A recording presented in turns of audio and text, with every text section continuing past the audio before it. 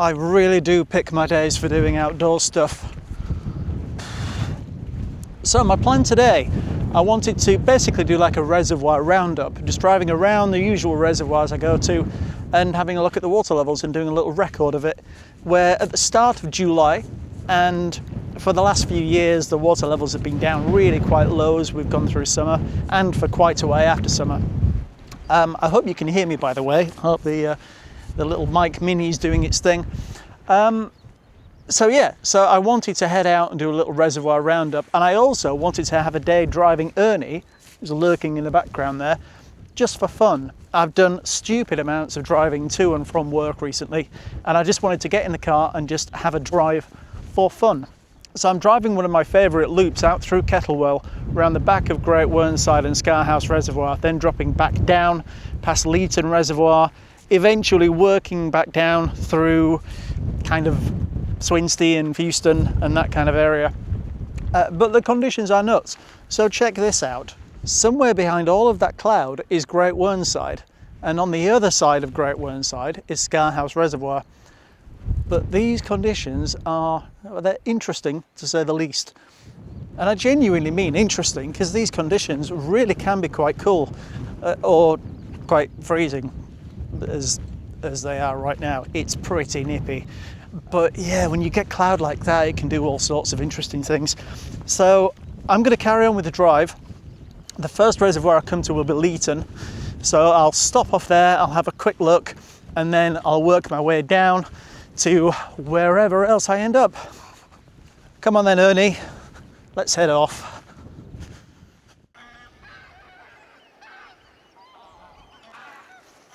All right, calm down. Good. I've made it to Leeton, the first little stop today, and sure enough, it is low. I mean, I say it's low, it's not catastrophically low, but it is noticeably low. I'm always astounded by how quickly the level drops. You can see quite clearly here the line where the water usually is. It's usually very close to this line, and it's quite a way down below it. Let's hop down. Ooh. So we are currently Saturday the 4th of July, and already, well actually we're further down than I thought. We are quite a way down.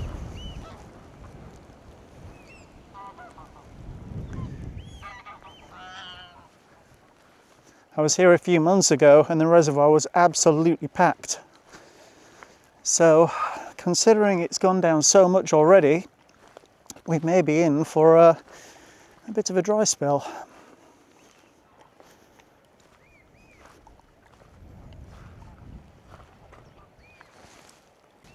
This is another day where filming with the Action 6 is really handy, because it doesn't matter what the weather does. The camera will be absolutely fine. I may have to change to the internal mic, which could be a challenge in these blustery conditions. However, if I have to do that, then I have to do that. Right, let's try and jump up this bank. And we shall leave Leeton Reservoir behind and head down the road to the next one. I'm not sure what that will be, probably Scarhouse. It's really quite pleasant when it's like this. When the sun comes out, it's quite warm. When the sun goes in and it's wet and windy, it's not warm. However, that is quite refreshing after the weather we've had recently. 38 degrees, nah, it's not for me. Anyway, onward.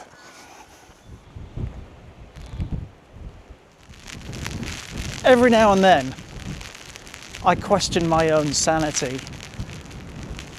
Actually, it's quite often I question my own sanity. It's not just every now and then, it's most days. What on earth am I doing?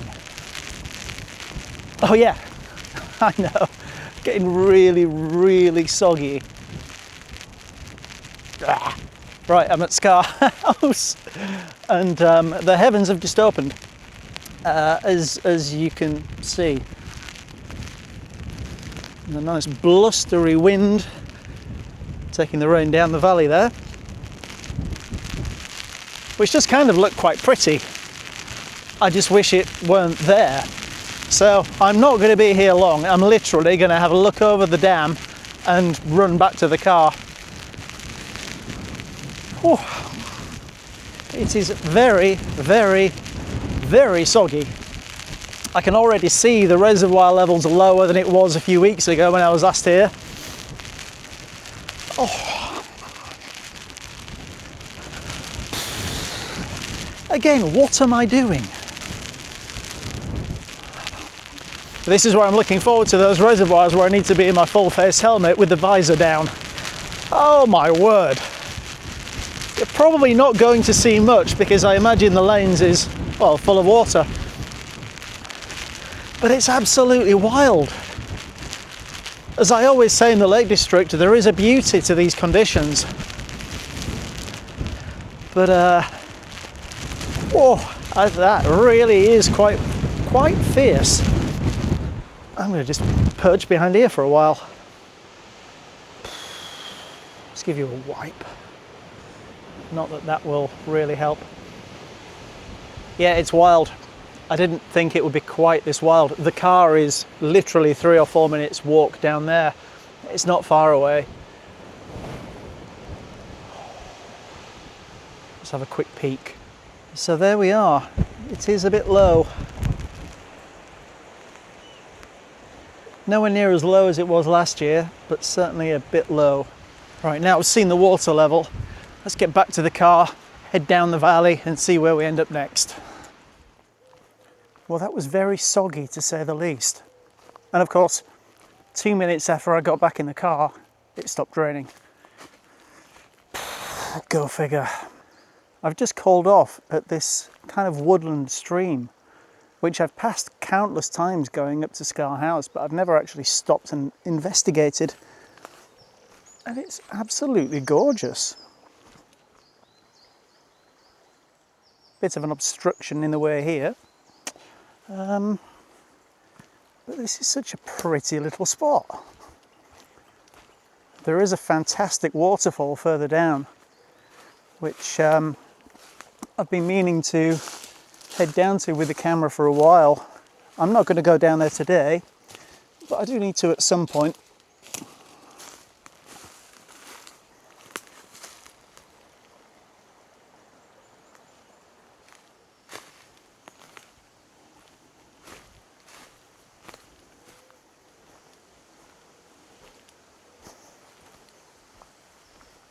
What a beautiful spot.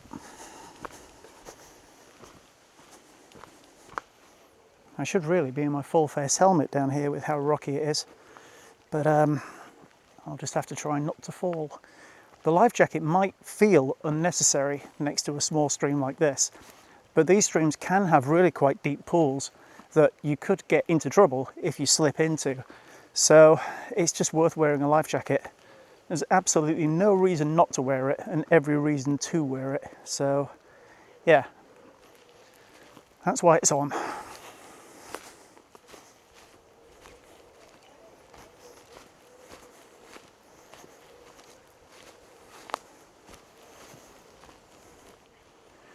That pool is a perfect example of what I mean by some of these streams can be quite deep in places.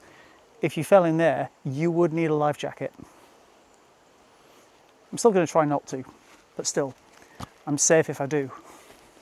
It's far too slippy and rocky here to not be in a full face helmet. So I've just changed to the X-Wed 3. Being able to put the visor down really helps as well, as there are a lot of low-hanging branches, which I don't really want in my eyes. I do want to try and get down there somehow.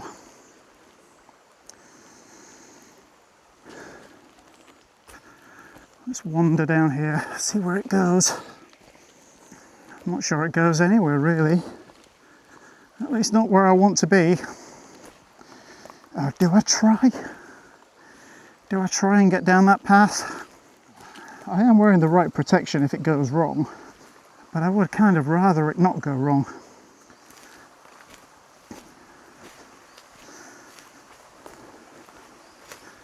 Down there maybe.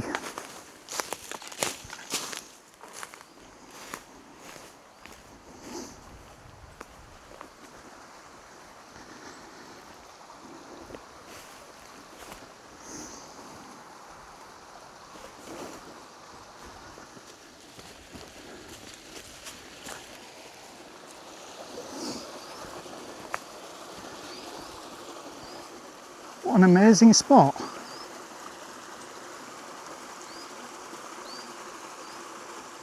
Yeah, this is absolutely where I want to be wearing a full face helmet. I do not want my head to hit that rock. This is gorgeous though.